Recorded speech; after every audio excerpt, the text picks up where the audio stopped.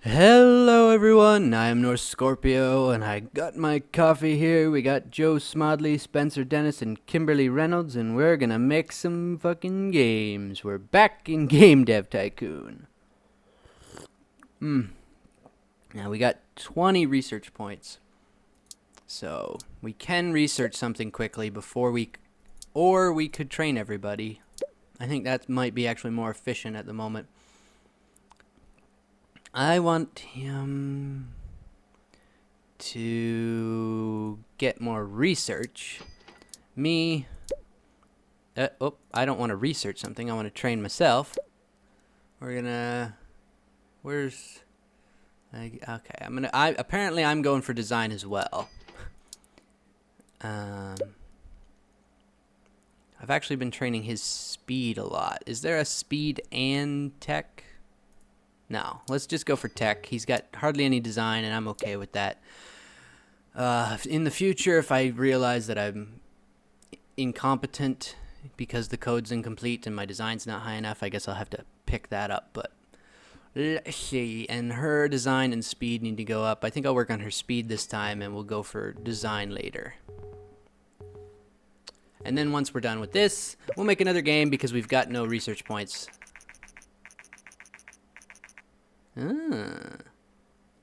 64-bit system, eh? We haven't really been designing too many games for console because they haven't been doing that well as far as I can remember. That one did poorly. That one did all right. So did that one. Actually, I mean, most of our games have been for computer, but we did do a couple on the TES. So, well, actually, more than a couple. We've done quite a few on the TES, and they haven't been terrible. So maybe it's time to do once we've done training there, and if anybody needs to go on vacation, we'll do that. I think we'll make a sequel to one of our TES titles. On the 64 when it finally launches.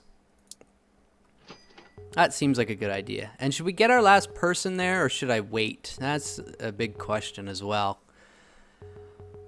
Because I have no idea. I know the small games that I'm working on so far aren't that expensive, but the medium ones for sure are. I don't have a game to show off, so I'm going to pick the small booth again. She needs to go on vacation. Yep. He's good. He's just been hired, so we don't need to worry about that. We'll wait until she comes back. We'll wait for G3 to come through. And then we'll either make a new game, or if the 64 is out, that's when we'll do some sequels to our There we go. All right. Okay, let's speed this up. Come on.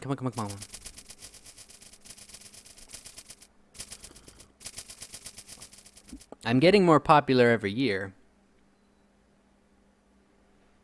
Oh, we've got, well, that's off the market though, so. Okay. Now that everyone's back, we're all good. We're going to develop a sequel.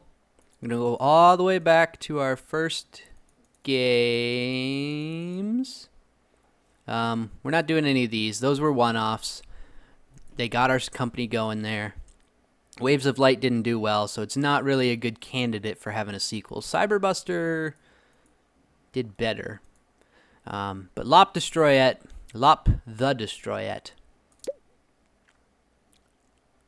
Don't think we have what it takes to make a medium game yet. So it's going to be a young one. Fantasy, we're going to make it on the... Ooh, that's right. We can do play system. I know in the future there's the opportunity. What?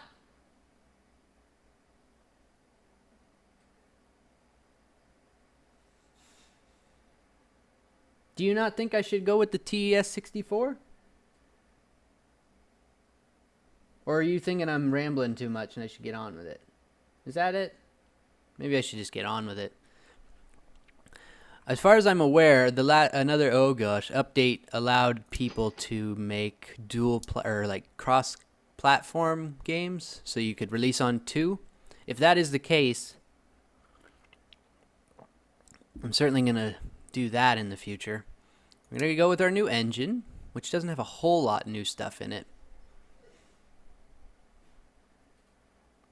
but it's got to be on the TES64. We put Lop the Destroyette on the NES. So the sequel, which we have to name, for fuck's sakes. Let's see, what should we call the sequel? So it's Lop 2.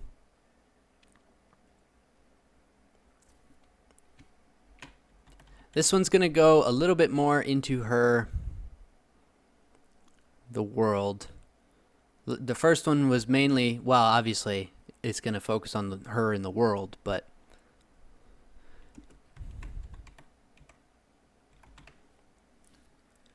so the world, we're establishing more of this. We're building on this game. What was that? What the hell was that?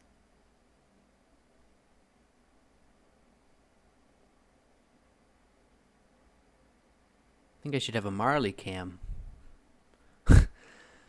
Agraria is the world where Lop is. So the sequel is called The Fires of Agraria. It's about, it is 64-bit. It would be a good jump for 3D. I think that's a good idea. I think that's a very good idea. So RPG is going to heavily focus on story and not so much on the engine. We're not going to do multiplayer, but we want the save game. We don't want a linear story per se. We want character progression. But we'll get rid of the game tutorials, because if you've played the first one, what I'll do is I'll just bump that up until I get it. There we go. Because this is in 64. It's like taking Zelda and putting it in 3D. You gotta teach people the differences there. Ooh. Well, if it's still there when I'm done this game, I'll try a simulation game, but got some bugs in here. We're definitely going to go for better dialogue. We're not going to put in a level editor this time. Heavy dialogue, medium level, no AI. Wait. No AI in an RPG. That sounds like a great idea. So yes, the Fires of Agraria. Things have not gone well since the ending of the last game. World design heavy on RPG. Graphics we're going to drop a bit, and the sound we're going to drop a bit as well. Things are not going well, so it's time for Lop to return. Not that she actually left. I forgot to market this game again. It's too late to do so now. Hey, stop with the bugs. Okay. All right, 3D graphics. I think that's going to give me version 2 now. Yep, perfect. That's what we want. How much to research that?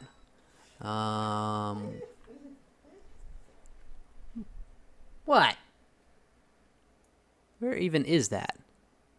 There it is. 40 RP. Crap, we can't get it yet. Okay, let's see how the sequel has done. Oh crap.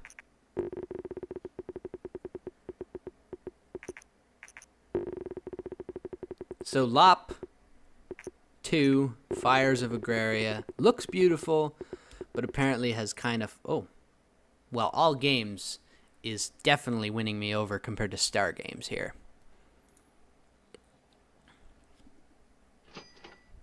Let's see how it does.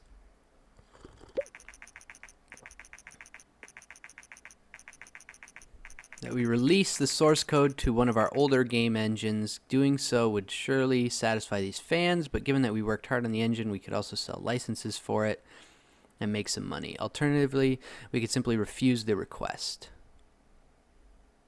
I mean, we've moved on from this old engine. We're going to give it away. It'll give us some fans. I can't imagine it's going to net us much money. Yeah. cost. Pff, whatever. That's not a heavy cost there. We are losing a lot of money, though. Is there any good publishing deal right now? Any topic, any genre.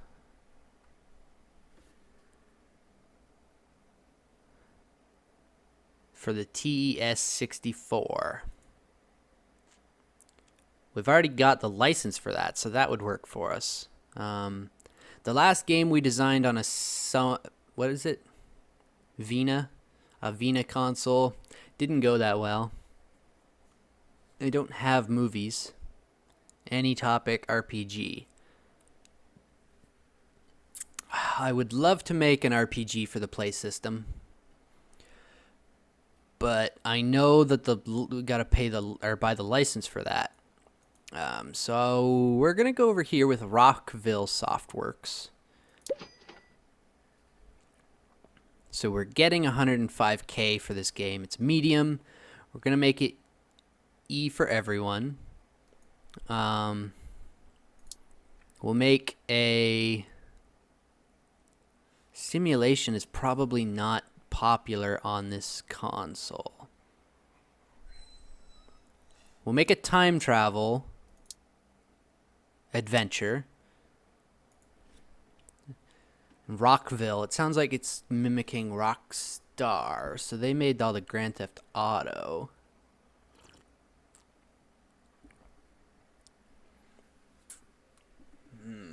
Let's see. They want to break into the market and publish a game for us.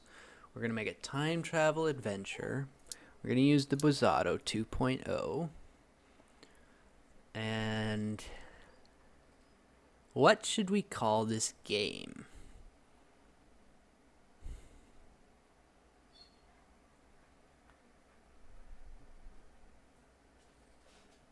We'll call it a trace of time.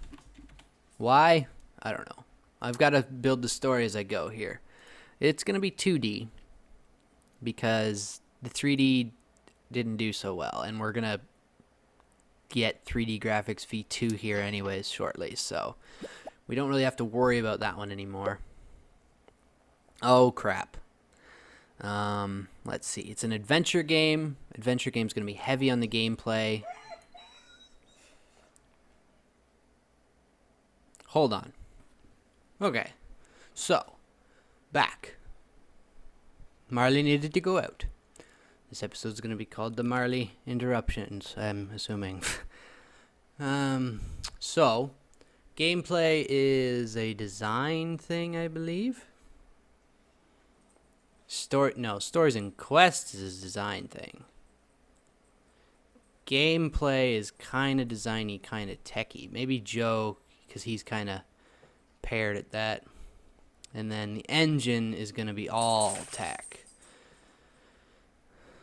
Yeah. Now, we want all that in there. Wait. This is a trace of time. It's an adventure game. Let's put in some multiplayer, and let's get rid of the save game.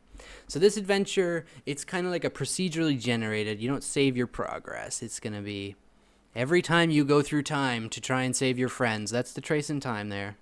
And the multiplayer is a group of people can go in. I like the sounds of that. So, probably don't need a game tutorial, but it fits in here, so we'll keep it. A linear story, I mean, it's going to be procedurally generated. It's like a roguelike. Kind of like this picture up here. What am I clicking on if I click there? Oh. I can bring up that menu in the... Okay, that makes no sense. But that reminds me, I can actually market this game. Yeah, we're good. This is the first stage. Is it a good idea to do marketing in the first stage, or should I do it between stage 2 and 3? I think stage 2 and 3 would probably net me the best there. Come on, rack up these points, baby. I don't want bugs. Stop. Wait. Hi, this is Gary White from Gamers. I got a word that NS Gaming Business is working on a new game. Would you be willing to share some information on your current game Wait. Of course we're working on a new game. We're a gaming business.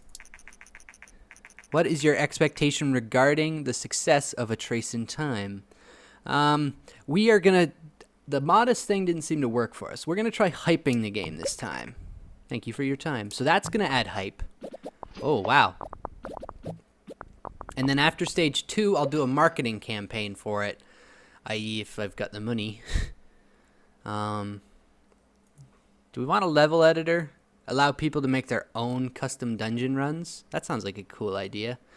For an adventure, we might want the AI up a bit. We're going to bring the dialogues down, and we're going to up the level design. Kim hasn't done anything yet, so she's going to take over this. And he's going to work on the AI.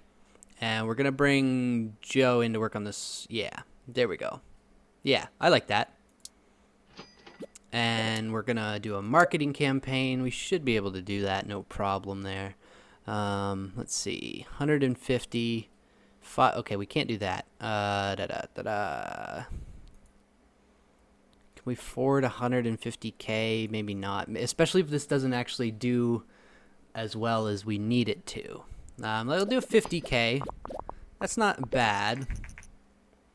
Super T. Okay, bye-bye Super TES. I didn't even make a game for you. I was too focused on the TV, on the PC. Getting lots of research points. I like that. Okay, world design is possibly really good. So we're going to put me on it. And we're going to put all my effort into that. Graphics and sound would kind of make even here, because I think they'll have a... Whoop. Wait, what if I lower that and I raise that? Okay, that actually makes it even worse. Oh, right, because graphics is its own category. Derp. Who... You should work on the graphics, and you work on the sound, and that evenly spreads us out here. Nobody's been overworked. Look at that hype jump. 88,000 units. I feel like we let Lop down with our sequel there. It did not do as well as we hoped. I feel like it's Castlevania 64. Just, yeah, let's get rid of all these bugs. Thank you. Thank you. Can we put a couple more points into design and tech? No more bugs, though. No more bugs. Okay, and you go on vacation. And finish. Boom, boom, boom, boom, boom, boom, boom, boom, boom. Ooh, I leveled that up, so I'm going to be getting V4. Oh, and they leveled up. Which is a good thing, I guess. Yeah. 2D graphics V4. Do you need on vacation now, too? Damn it. Okay. You generate a game report for Fires of Agraria, because we forgot about that. And you, me, start on A Trace of Time. Let's see. Shit. I think we might get penalized here. This is going to be bad if it does. I forget what number we had to hit there. Come on, give me some better scores. Oh, fuck. I'm going to be penalized again. Aren't I? Can I see what it was supposed to get? No. I have no idea.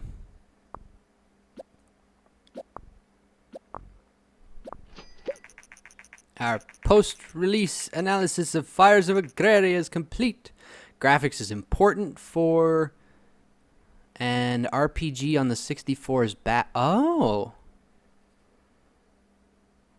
Really? That's interesting. The game doesn't live up to expectations. Yeah, I didn't think so. But we're selling a hell of a lot of copies.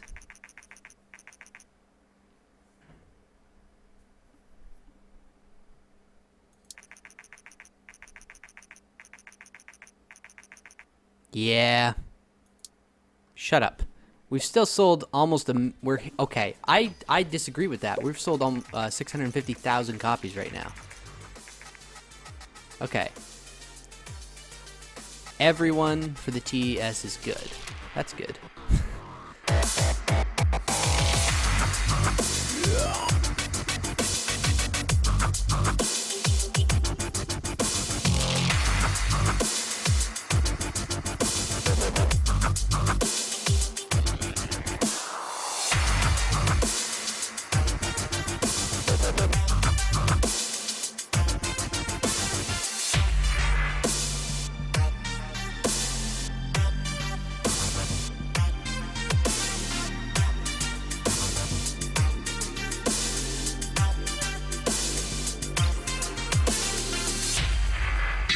activated.